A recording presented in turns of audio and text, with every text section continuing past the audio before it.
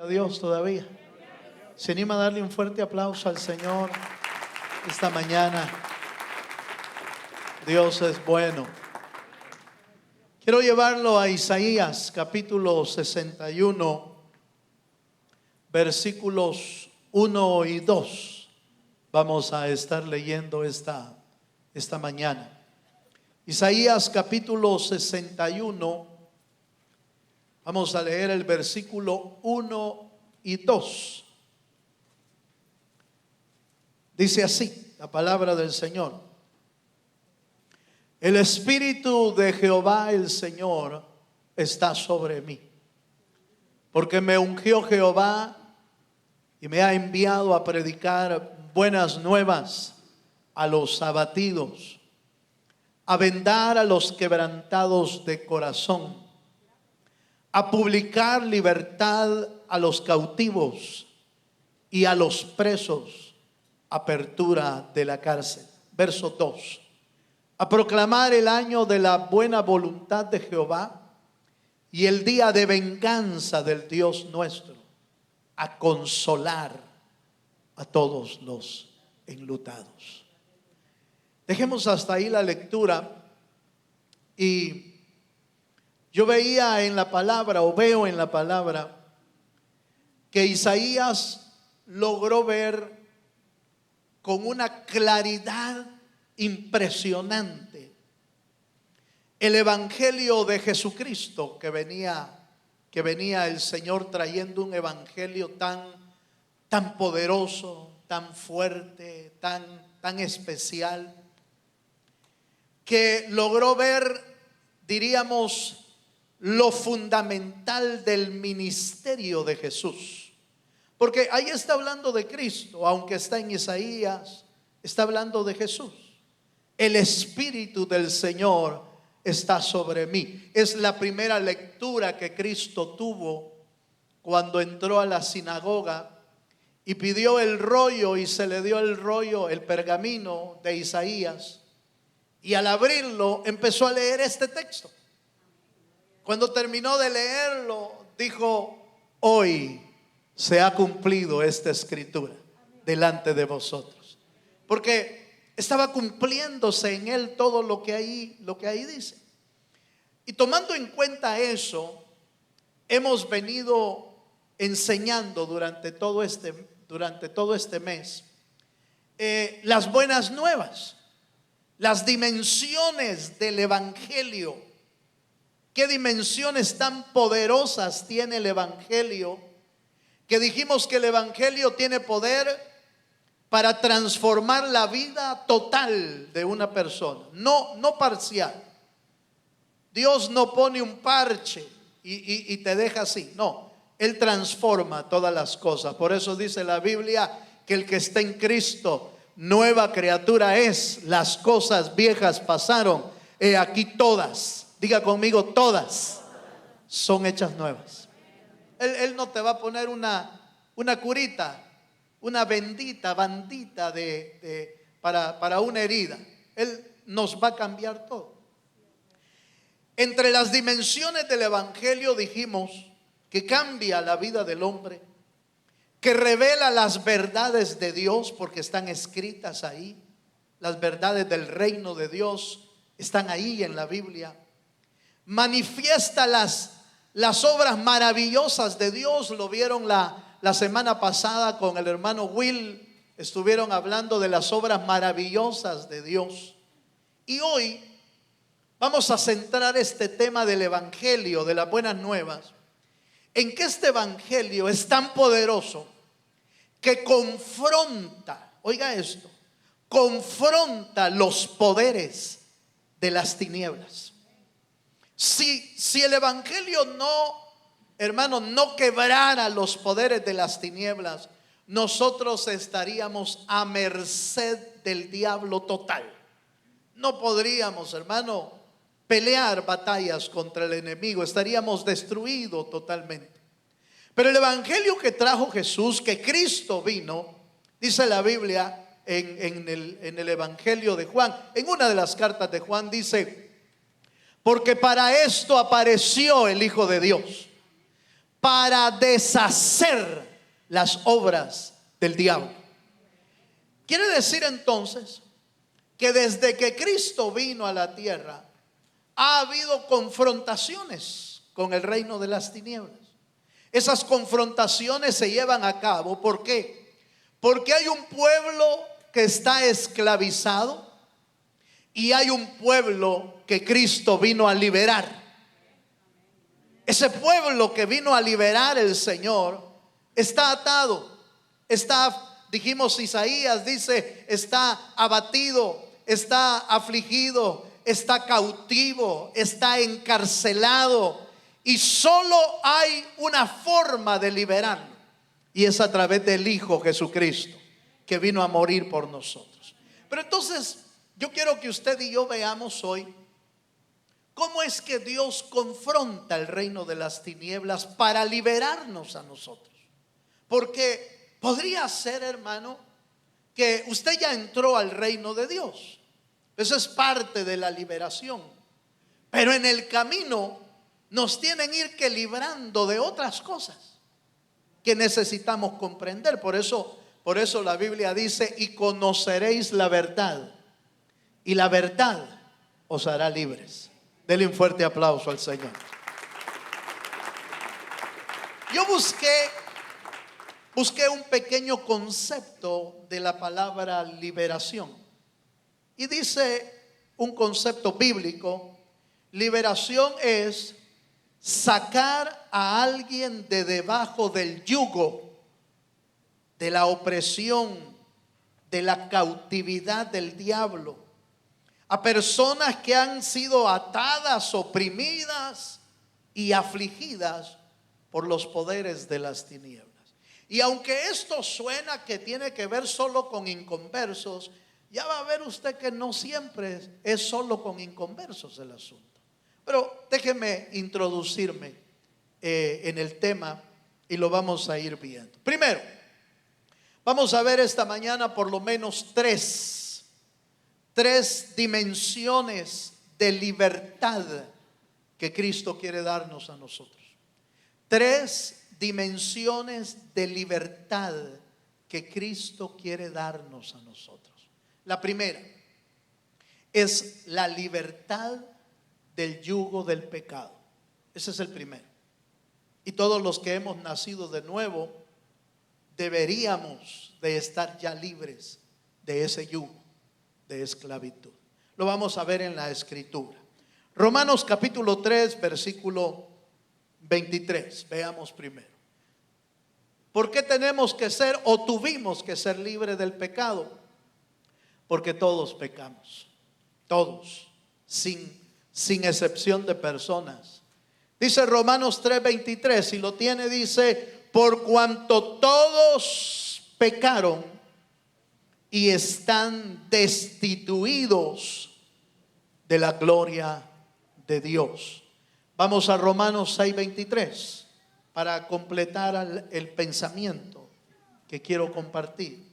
Romanos 6:23 dice: porque la paga del pecado es muerte, mas la dádiva de Dios es vida eterna en Cristo Jesús, Señor nuestro. Aleluya. ¿Cuántos dan gloria a Dios? Primera dimensión, ¿de qué nos quiere liberar o de qué nos liberó el Señor? Del yugo del pecado. Ese es el primero. Porque aunque usted y yo, allá siendo inconversos, sin conocer a Cristo, todos decíamos: pero si yo soy buena gente. Aleluya. ¿No era usted de los que decía: no, pero si yo no le hago mal a nadie? Yo hubiera que no, pero ni a las moscas mato, ahí las dejo libres, yo no me meto con ellos. Yo no ando matando a nadie, no ando robando. No, si soy buena gente. Esa era la idea y el pensamiento que el diablo había metido en nuestra cabeza. Pero la verdad bíblica es que todos los seres humanos hemos pecado y por lo tanto merecíamos la muerte. Aleluya. No estábamos como medio, diríamos, un poquito llenito, un poquito untaditos del pecado. No, hermano, estábamos metidos en el pecado hasta la coronilla. Y por eso necesitábamos salvación. Porque si a usted no lo rescataron de esa manera, entonces me parece que usted se está salvando solo. No, si yo solo necesitaba que me hablaran del evangelio, pero la verdad es que yo ya casi tenía alitas. Yo ya casi me iba para el cielo. No es cierto. Estábamos, dice la palabra, dice que estábamos muertos en delitos y pecados. Todos sin excepción. Pero la primera liberación entonces que Cristo viene a hacer es a liberarnos del pecado. Pero el Señor tuvo que confrontar el reino de las tinieblas y hacer que el diablo nos soltara a nosotros, porque nos tenía atados, nos tenía ligados. Dice la Biblia que nos compró con su sangre. En primer lugar, nos compró en la cruz del Calvario, nos compró con su sangre. Pero cuando Él murió, dice la Biblia, que bajó a las partes más profundas de la Biblia, de la tierra, perdón. Bajó a las partes más profundas de la tierra y dice que fue a arrebatarle las llaves. Oiga esto, le fue a arrebatar las llaves de la muerte al que tenía el imperio de la muerte. Quiere decir que hubo una confrontación entre el reino de las tinieblas y el reino de la luz. Allá en el desierto, en el monte de la tentación, Satanás fue a tentar a Jesús una y otra vez. Pero mi Biblia y su Biblia dice que el Señor Jesucristo se mantuvo limpio, porque fue como cordero sin mancha y sin contaminación. Fue puro y por eso pudo ir a morir por nosotros en la cruz del Calvario. Pero para poder, hermano, arrebatarnos del diablo, arrebatarnos del pecado, tuvo que pelear Jesucristo. En la cruz del Calvario tuvo que pelear por nosotros. Se lo voy a plantear en figura, porque uno dice, pero fue a la cruz y yo no veo ninguna batalla ahí. Pero si usted lee Colosenses capítulo 2, versículo 14 y 15, dice que el Señor anuló el acta que nos era contraria, clavándola en la cruz del Calvario, y exhibiendo todo principado y toda potestad, venció a todos esos principados, triunfando sobre ellos en la cruz del Calvario. ¿Cómo se triunfa sobre principados y potestades si no hay una batalla? Claro que había una batalla. Estaba librando nuestra vida de la muerte. Y esto en figura lo vemos en el Antiguo Testamento. Cuando David le dijo a Saúl, cuando iba a pelear contra los filisteos, le dijo la experiencia que él había tenido en batalla. Y le dijo, Señor, yo no soy un hombre de guerra, es decir, con armadura, pero cuando yo cuidaba las ovejas de mi padre Isaí, venía el león o venía el oso y me arrebataba una oveja, y entonces yo, lleno del Espíritu, perseguía al león, perseguía al oso, perseguía al lobo y arrebataba a la oveja, la volvía a tomar y hacía pedazos al león. ¿Qué es eso, hermano? Sino una batalla, pero en figura lo que Cristo vino a hacer por nosotros aquí. Porque usted y yo ya estábamos, con todo respeto voy a decir esto, ya estábamos en la boca del diablo, hermano. Ya estábamos presos por el diablo. Pero vino nuestro David del cielo y el diablo no se pudo resistir al Cristo de la gloria, porque más poderoso es el que está con nosotros que el que está en el mundo. Dele un fuerte aplauso. Si le va a dar un aplauso, déselo bien. Aleluya. Una batalla de Cristo por arrebatarnos de la muerte, por arrebatarnos del diablo y arrebatarnos del pecado. Sigamos un poquito más. Dice la escritura, Juan capítulo 8, versículo 36. Juan 8:36 dice: así que si el Hijo os libertare, está hablando del Cristo, si el Hijo os libertare, seréis verdaderamente libres. Quiere decir entonces que hay gente que publica que tiene libertad, pero en realidad no está libre. Porque la única manera de ser libre es a través del Hijo Jesucristo. Si no es a través del Hijo, olvídese. Las personas podrán decir yo soy, y de hecho lo dicen, yo soy libre de vivir mi vida como quiero. ¿Ha oído usted esa frase? ¿Ha oído personas diciendo yo soy libre para hacer con mi vida lo que quiero? En mi vida no se mete nadie. Yo hago lo que a mí me importa y lo que me interesa. Hay gente que dice eso, pero ¿realmente serán libres? No. Lo que no saben es que le están sirviendo a alguien. O le están sirviendo al pecado, o le están sirviendo al diablo, pero a alguien le están sirviendo. Porque el texto dice: si el Hijo os libertare, seréis verdaderamente libres. No hay libertad sino a través del Hijo Jesucristo. Déjeme hacerle una pregunta.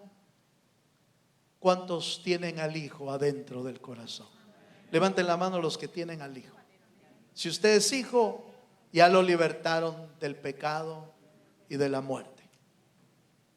Veamos un texto más referente a lo del pecado, porque me interesa ver una pequeña claridad en esto. Romanos 6:22 dice, mas ahora que habéis sido libertados, eso quiere decir que si usted ya es libre, mas ahora que habéis sido libertados del pecado y hechos siervos de Dios, tenéis por fruto la santificación y como fin la vida eterna. Quiere decir entonces que los verdaderamente libres, oiga, los verdaderamente libres se convierten en siervos de Dios. Ese es un punto muy importante. Los verdaderamente libres se convierten en siervos de Dios. ¿Por qué? ¿Por qué se convierten en siervos de Dios? Porque descubren en realidad cuál es el propósito de sus vidas. Cuando uno está fuera de la voluntad de Dios, desconoce el propósito. Por eso se empieza a ser siervo, empieza a ser siervo del dinero, empieza a ser siervo de la fama, empieza a ser siervo del afán, empieza a ser siervo de las cosas temporales y terrenales, y es que no ha entendido el propósito. Pero cuando usted es verdaderamente libre, entonces le empieza a decir al Señor: Señor, ¿y yo qué voy a hacer en tu reino? ¿Qué quieres que haga, Señor? Porque yo no estoy aquí por gusto. Me dejaste aquí. ¿Qué quieres que yo haga? ¿Se acuerda que eso fue lo primero que preguntó el apóstol Pablo? Señor, ¿qué quieres que yo haga? Nos convertimos en siervos. Quiere decir que es alguien que está interesado en encontrar cuál es la voluntad de Dios para usted en la vida. Empieza a poner su vida en las manos de Dios. ¿Para qué? Para que el Señor lo use como un instrumento para la gloria del Señor. Siervos de Dios. No estoy hablando de pastores, estoy hablando de siervos y siervas. Los que han entendido que si nos han dejado aquí en la tierra todavía es porque Dios tiene un plan para ti. Es porque hay algo que tienes que cumplir aquí en la tierra. Y eso es señal de que eres un siervo o una sierva. Pero hay otro elemento ahí y dice: hechos siervos de Dios, tenéis por vuestro fruto la santificación. La santificación es la señal de que usted ha sido comprado por la sangre de Jesucristo. Es decir, lo santifica Dios para vivir apartado del mal, apartado del pecado. No nos quitan del pecado para que regresemos al pecado. Nos sacan del pecado para que vivamos alejados del pecado, distantes del pecado. Que le digamos: ya no más quiero pecar. Mi vida le pertenece a Cristo y ahora soy esclavo de Dios por amor. Y entonces nos mantenemos lejos del pecado. Y usted me podría preguntar: pero hermano, ¿y cuando fallamos? ¿Y cuando pecamos? Bueno, eso es cuando el pecado te alcanza, te alcanzó. Y entonces tienes que volver a pedir perdón al Señor. Pero eso es porque no somos perfectos todavía. Pero hay una diferencia profunda entre, oiga esto, hay una diferencia profunda entre que el pecado te alcance y el practicar el pecado. Son dos cosas diferentes. Aleluya. Practicar el pecado es que tú voluntariamente buscas ir a pecar porque quieres pecar. ¿Cuántos me están entendiendo? Buscas ir a pecar porque tú quieres. Pero que te alcanzó el pecado es que el diablo logró tenderte todo un plan. Aleluya. Logró tenderte todo un plan para que usted y yo metamos el pie ahí y nos alcance el pecado. No porque queríamos, sino que tentó, puso trampas y entonces usted cayó. Entonces uno vuelve a Jesús. El que ha pecado, dice Juan: hijitos, si hemos pecado, abogado tenemos para con el Padre, a Cristo el justo. ¿Nota la diferencia? Entre el que practica el pecado es voluntario. Uno quiere ir a hacerlo, uno lo planea, uno sabe a qué horas es la cita. Aleluya. Uno sabe a dónde va a ir, uno sabe con quién va a ir. Cuando te alcanza el pecado, no, te agarró desprevenido, debilitado, y entonces te hizo caer. Hay que correr a pedir perdón. Diferencia. Santificado. Bueno, sigamos un poquito más. ¿Cuántos ya fueron libres del pecado? Pero ¿cuántos todavía batallan contra el pecado? Todos, hermano. Todos estamos batallando por no pecar. Todos estamos diciéndole: Señor, cúbreme, guárdame. Sale usted de su casa y dígale al Señor: Señor, cúbreme con tu Santo Espíritu, Señor. Líbrame del camino de pecadores. Líbrame de sentarme en silla de escarnecedores. Señor, líbrame de hacer el mal. Eso es lo que hace uno todos los días.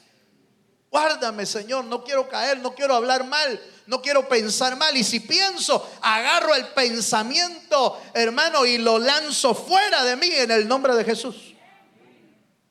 Usted tiene segundos, oiga lo que voy a decirle. Usted tiene segundos para considerar el pecado que le acaba de tirar el diablo. Lo considera y agarra ese pensamiento, y ese pensamiento no es de Dios, yo lo lanzo fuera de mi vida. Esa es la reacción normal, correcta. Pero si el pensamiento viene, la tentación viene, y usted le empieza a dar vueltas en su cabeza, y le empieza a dar vueltas: ay no, qué barbaridad, me están invitando que vaya a hacer lo malo. Ay, yo no quiero, pero ay, ya le dio vueltas. Ya le dio vueltas al pensamiento.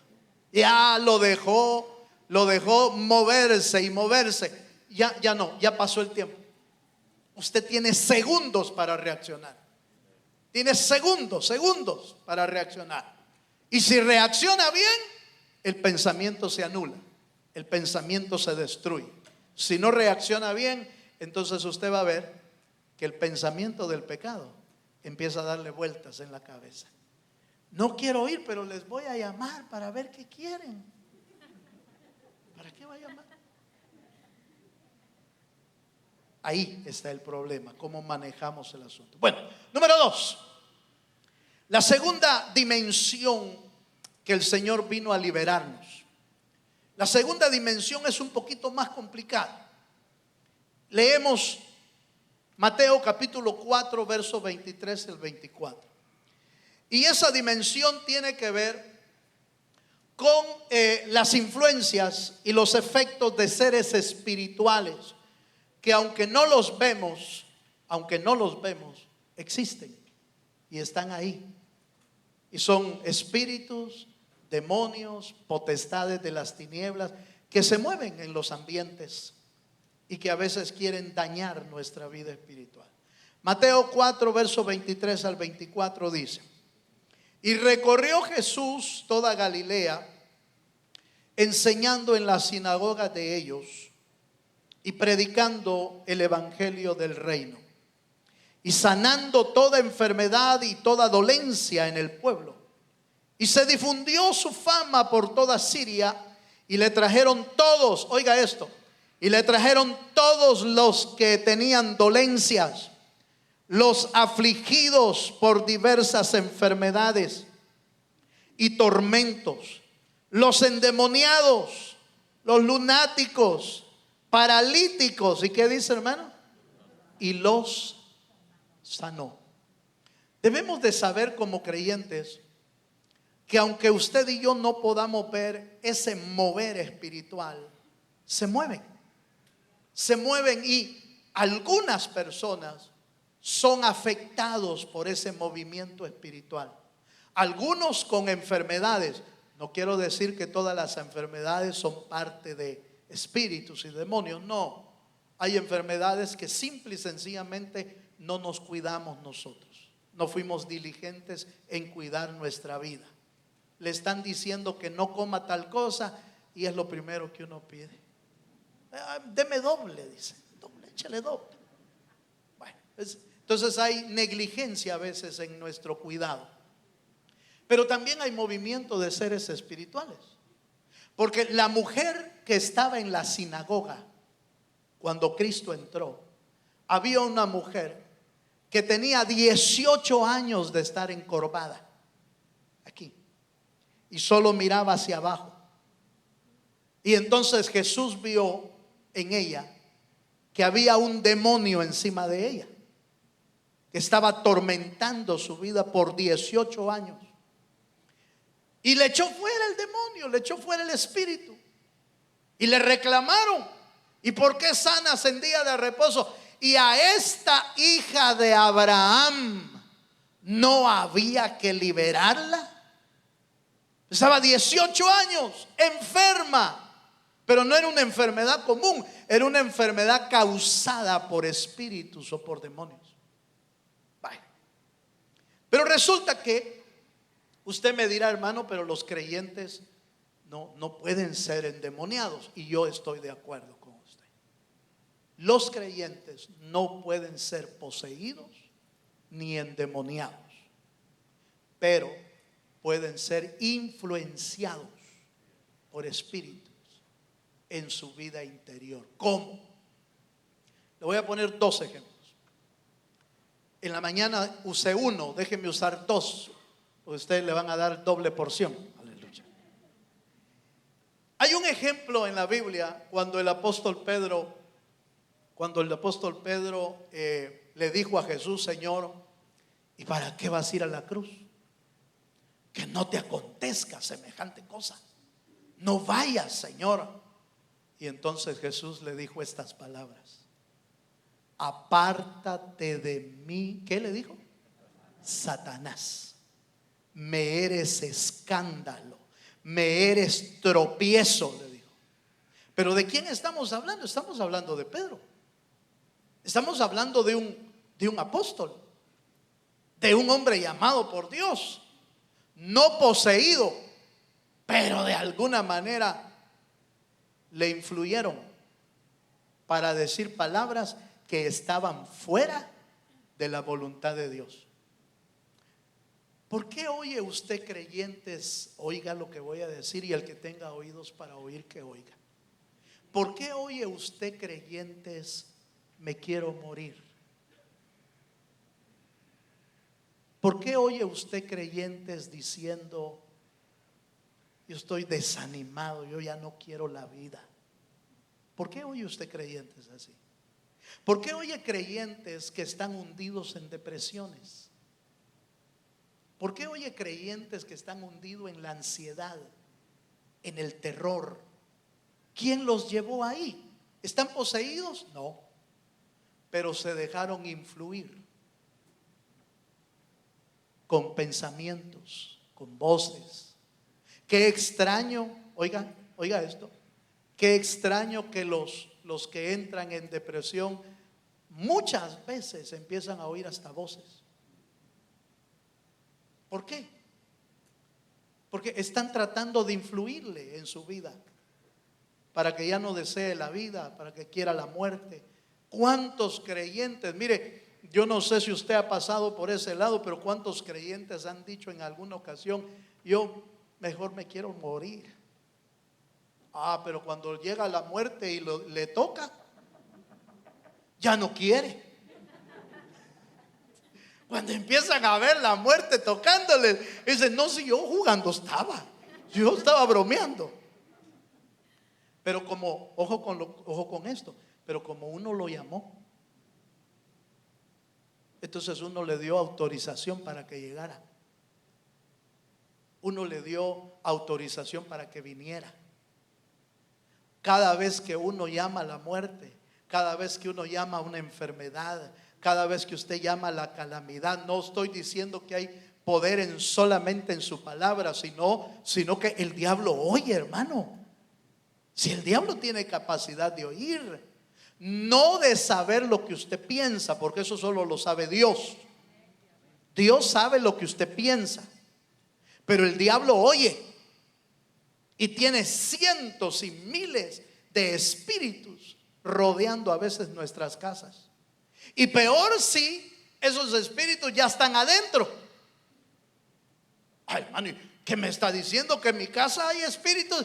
¿Y por qué hay tanto pleito, pues?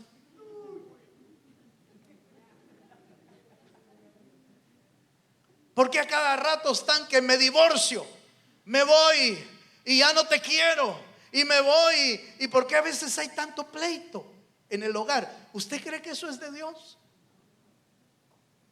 ¿Usted cree que las discusiones, los celos, los pleitos, las discordias en el hogar, las rebeliones de los hijos en el hogar, usted cree que son comunes y normales de la vida? No, son espíritus influyendo en el hogar, que necesitan ser sacados por un pueblo que ha entendido que nos han dado el ministerio de la liberación también, para poder sacarlos de ahí. Bueno, leámoslo en la escritura. Leamos un texto, Marcos 16, 17. Ya vimos que Jesús echaba fuera demonios, espíritus y esto y lo otro. Ya, eso ya lo vemos, con eso no tenemos problemas. Pero Marcos 16 nos lleva un poco más allá y nos llega a entender que el Señor le delegó a la iglesia también esa operación. Dice Marcos 16, 17. Dice: y estas señales seguirán a los que creen. ¿Cuántos creen aquí? Levanten la mano los que creen. ¿Usted cree en Cristo? Estas señales seguirán a los que creen. En mi nombre echarán fuera demonios. ¿Para qué le van a dar poder para echar fuera demonios si nunca lo hace? Si nunca echa ninguno. Dice: en mi nombre echarán fuera demonios, hablarán nuevas lenguas. Marcos 16, 17, verso 18. Miren lo que dice el verso: y tomarán en las manos serpientes, y si vivieren cosa mortífera no les hará daño. Sobre los enfermos pondrán sus manos. ¿Y qué dice? ¿No es exactamente lo que Jesús hacía? Ponía las manos sobre los enfermos y sanaba. ¿Echaba afuera demonios? Sí. Ponía las manos sobre otros y eran llenos del Espíritu Santo. Es lo mismo. Solo que esto lo hacen los que creen, la iglesia del Señor. Mire, hermano, si usted se da cuenta que en casa están habiendo pleitos y discordias, eche fuera a los que están ahí. Pues no estoy hablando del esposo. Aleluya. A ese no lo eche, ese está ahí. A ese se lo dieron a usted. Ese usted lo escogió. Ese usted lo escogió o usted la escogió. No estoy hablando de echar fuera al esposo, a la esposa o a los hijos. No es de echar fuera a los hijos. Pero es que este niño rebelde que se vaya. No. Eche a los que están influyendo en la casa. A los espíritus que están influyendo. A los que traen los pensamientos de rebeldía. A los que traen los pensamientos de celos. A los que traen los pensamientos de pleitos. A esos son los que hay que echar. Cuando alguien está enfermo en casa, agárrese de valor y de la palabra y dígale: yo voy a poner las manos sobre los enfermos. Yo voy a creerle al Señor que si pongo las manos sobre los enfermos, estos pueden sanar.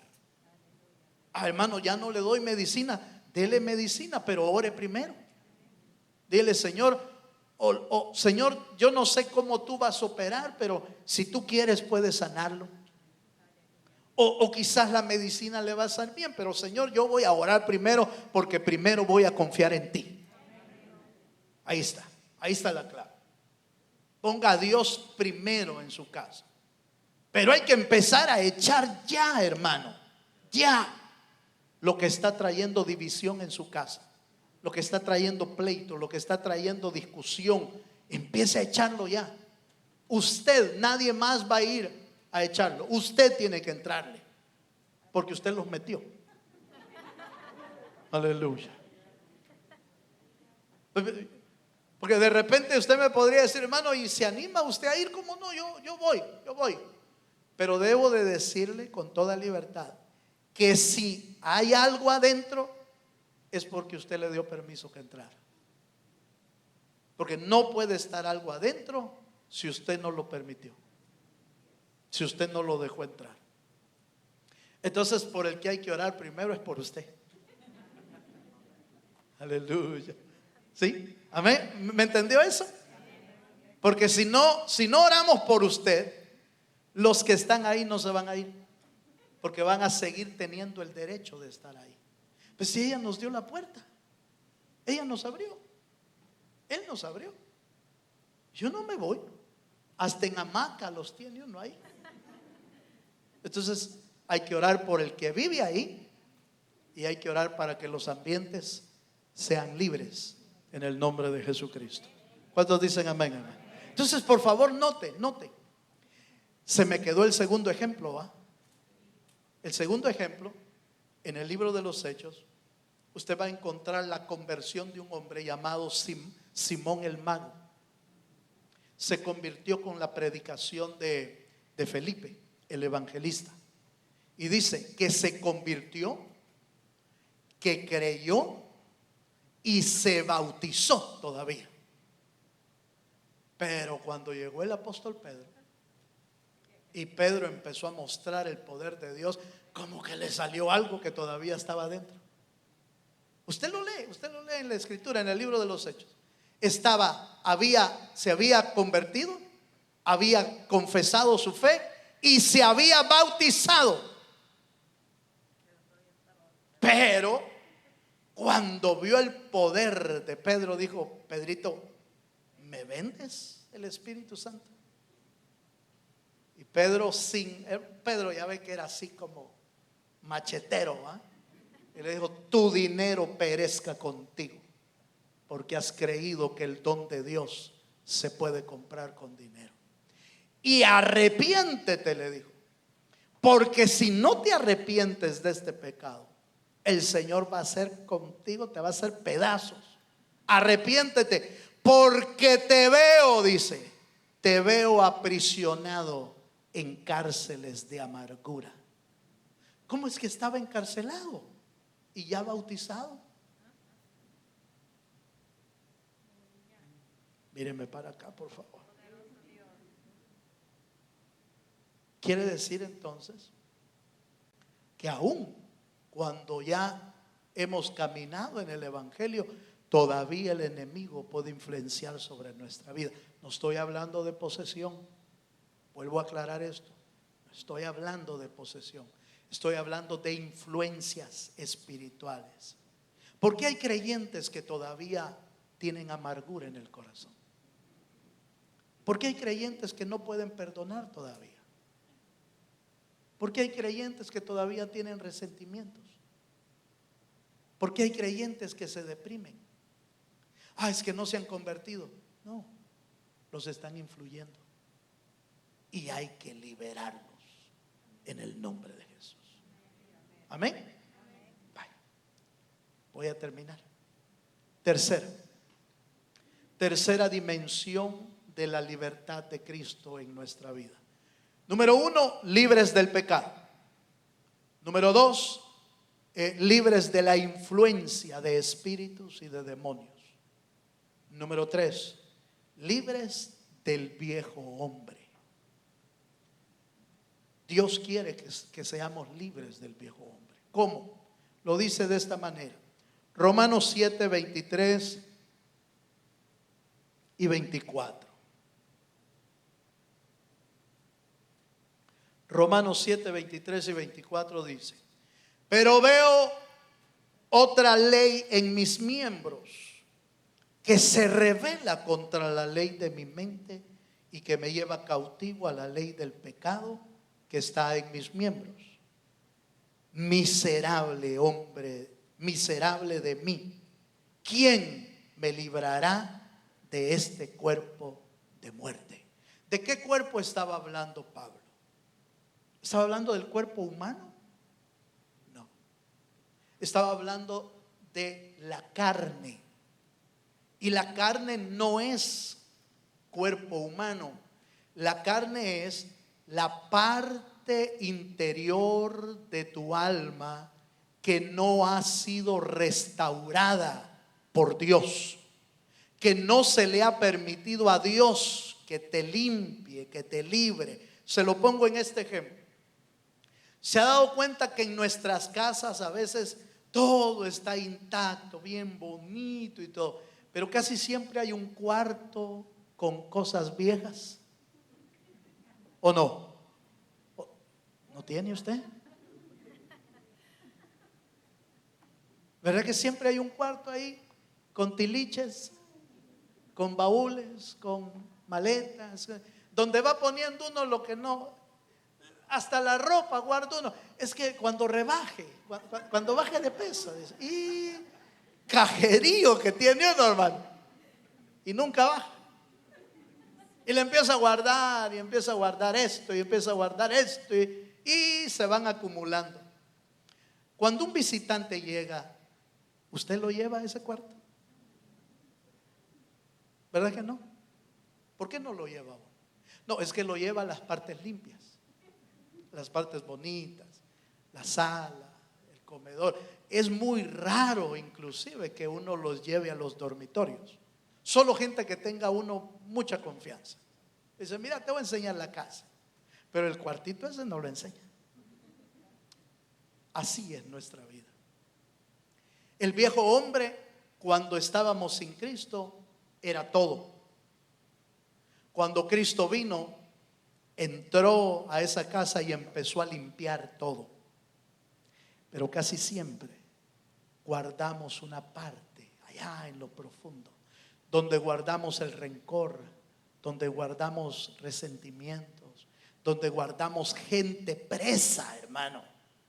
A veces tenemos gente presa en el corazón. Es que a ese no lo puedo ni ver ni en pintura, ni que se me acerque una vez. ¿Por qué está ahí? ¿Acaso su corazón es cárcel? No. ¿Pero por qué está ahí? Ese es el viejo hombre. El viejo hombre siempre guarda las cosas secretas, ocultas, que no son buenas, las guarda. Ese viejo hombre necesitamos ser libres. Solo que le voy a tener que decir, no se le vaya a ocurrir a usted hacer como los espíritus y los demonios. A los espíritus hay que decirles: en el nombre de Jesucristo no tienes que estar en esta casa. Te vas de esta casa en el nombre poderoso de Jesús, porque mi casa es casa de Dios, no casa de espíritus. Saque espíritus de pleito, saque espíritus de celo, saque espíritus de contienda, de rebeldía, sáquelo de la casa. Pero usted no puede orar por usted mismo, por el viejo hombre, y decirle: viejo hombre, te vas en el nombre. ¿Y para dónde lo manda si es su alma?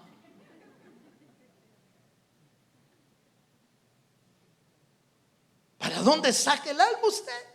No lo puede sacar. No le puede decir: te vas. ¿Cómo se vence el viejo hombre?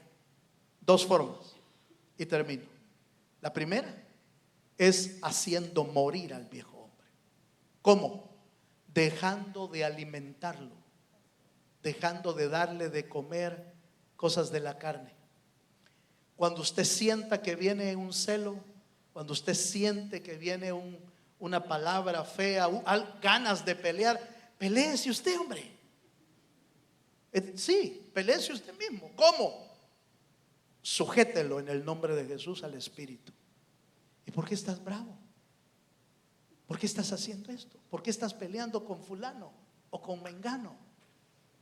Empiece a decirle a su alma: sujétate a Dios, sujétate al espíritu. Deja de andar hablando cosas que no convienen. Deja de andar murmurando. Sujételo a la voluntad del espíritu. Redúzcalo a sujeción de Dios su vida.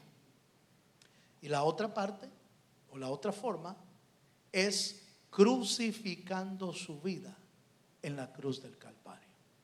Jesús dijo: si alguno quiere ser mi discípulo. ¿Cuántos quieren ser su discípulo? El discípulo del Señor. Niéguese a sí mismo, tome su cruz y sígame. Esa es una vida de rendición. Para hacer morir al viejo hombre hay que rendirlo, hay que reducir el ego, el orgullo, todo lo que nos impulsa a hacer algo mal. Redúzcalo a cenizas, redúzcalo a que esté muerto y crucificado en la cruz del Calvario.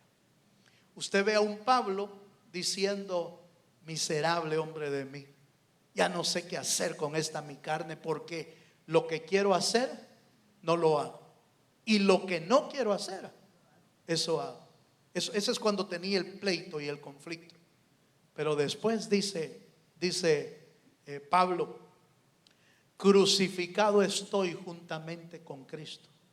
Ya no vivo yo, mas Cristo vive en mí. Cuando usted y yo reducimos nuestra vida y permitimos que el Señor la clave en la cruz, entonces ya no va a vivir usted, va a vivir Cristo dentro de usted. Él va a actuar, Él va a hablar, Él va a trabajar, Él va a hacer los negocios, Él va a hablarle a sus hijos, Él va a hablarle a su esposa o a su esposo, Él va a hablarle al jefe, y va a ver que bien habla el Señor, hermano. Bien, porque ya no está actuando usted, está actuando Cristo en nuestra vida. Póngase de pie, por favor, en el nombre de Jesús. Mientras mis hermanos músicos se vienen, yo hago un resumen rápido. El reino de las tinieblas es confrontado por el evangelio de Jesucristo.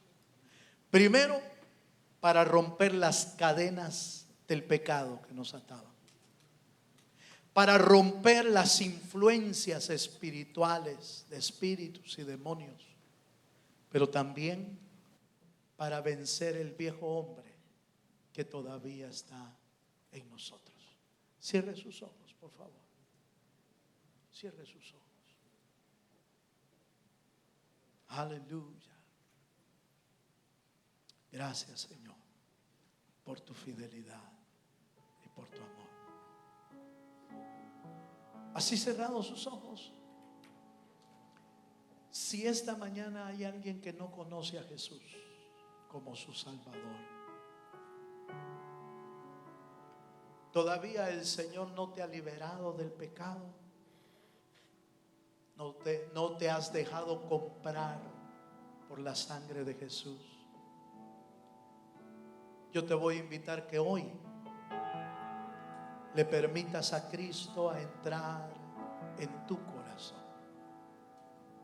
Si hay alguien que no conoce a Jesús como su Salvador, yo le voy a invitar a que por favor levante su mano. Queremos orar hoy por usted.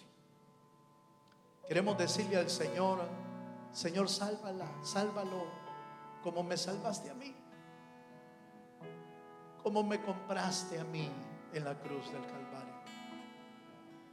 ¿Habrá alguien esta mañana que no conoce a Jesús? Solo levanta tu mano para que oremos por tu vida hoy. Aleluya. Y si te has apartado del Señor, ¿por qué no volver al Señor? Hoy es una buena mañana. Hoy es una buena mañana para decirle: Señor, aquí está mi vida. Haz conmigo lo que tú quieres hacer. Haz tu obra maravillosa. Aleluya. Oh sí. Los que queremos rendir nuestra vida delante de Dios, si estás batallando con tu viejo hombre y no puedes vencerlo, si están habiendo en tu casa moveres extraños que no vienen de Dios, ¿por qué no te vienes adelante conmigo? Queremos orar. Aquellos que estamos peleando una batalla interna, véngase, venga a rendirse a Dios. Venga a decirle: Señor, yo me rindo. Yo quiero menguar para que tú crezcas. Véngase. Quebranta mi corazón, quebranta mi vida. Entrego mi voluntad a ti. Todo lo que soy, Señor, todo cuanto tengo es tuyo. Yo quiero menguar para que crezcas. Los que queremos menguar, véngase y dígale: aquí estoy. Quiero rendir mi vida, Señor. Te entrego mi voluntad a ti. Deja que Dios sobre en ti. Todo lo que soy, Señor, todo cuanto te. Deja que Dios sobre en tu vida, en tu casa. Quiero menguar para que crezcas tú. Quebranta mi corazón, quebranta mi vida. Entrego mi voluntad a ti, solo a ti. Todo lo que soy, Señor, todo cuanto tengo es tuyo. Yo quiero menguar para que crezcas tú. Quebranta mi corazón, quebranta mi vida. Te entrego mi voluntad, sí, Señor, a ti. Todo lo que soy, Señor, todo cuanto tengo es tuyo. Yo quiero menguar para que crezcas tú. levanta un momento tus manos. Tú mejor que nadie sabes lo que pasa en tu interior. Tú mejor que nadie sabes lo que está pasando en casa, con los tuyos, con tu familia. Tú mejor que nadie sabes la batalla que estás librando allá en lo profundo de tu corazón. Pero la Biblia dice que a los que creen los siguen estas señales. ¿Por qué no le decimos esta mañana al Señor: Señor, derrama de tu autoridad sobre mi vida, para tomar autoridad en casa y empezar a librar la batalla que tienes que librar? Empieza a decirle: Señor, yo necesito de tu autoridad, yo necesito de tu unción. Señor, yo necesito orar por mi casa, por mi familia, por mi esposa, por el esposo, por mis hijos. Señor, me voy a parar firme y en medio de la batalla voy a recibir el respaldo que viene del cielo. Y voy a pedir que toda obra de las tinieblas se rompa. Toda obra de las tinieblas se rompa. Toda obra del enemigo se rompa en tu vida y en tu casa. Abre tus labios. Abre tus labios. Dile: Señor, dame de tu autoridad. Dame de tu espíritu. Dame de tu espíritu, Señor. Y aun si hay enfermedades que haya enviado el enemigo, Señor, hoy lo reprendemos en el nombre de Jesucristo.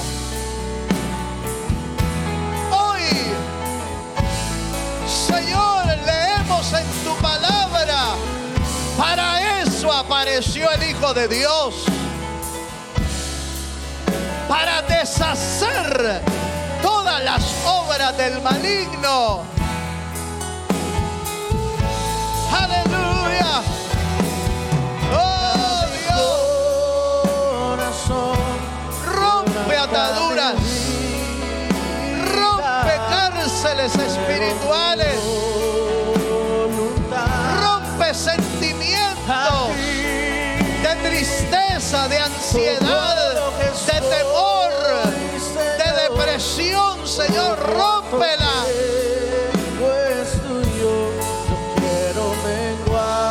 Porque para eso apareció el Hijo de Dios. Para eso apareció el Cristo.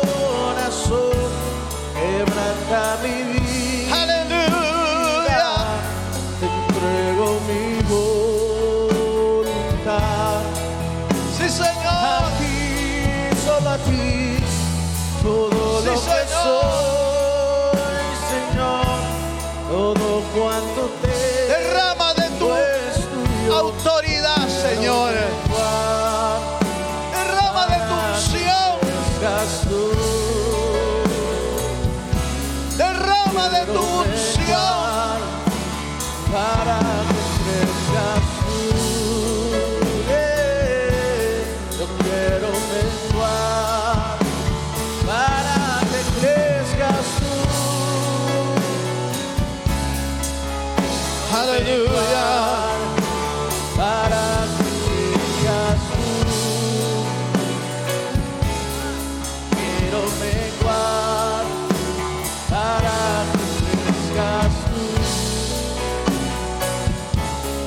Quiero menguar Oh, sí, Señor. para que crezcas tú. Padre, bendice a tu pueblo, Señor, esta mañana. Derrama sobre cada hogar de tu Espíritu Santo. Llena los hogares, llena las vidas con la unción de tu Espíritu, Señor. En el nombre de Jesús te damos gracias por tu fidelidad, por tu amor y por tu bendición. Gracias, Señor. Gracias, Señor, porque tú eres fiel y para siempre es tu misericordia. Todo lo pedimos en el bendito nombre de Jesús. Amén y amén. Le damos un fuerte aplauso al Señor. Gloria a Dios.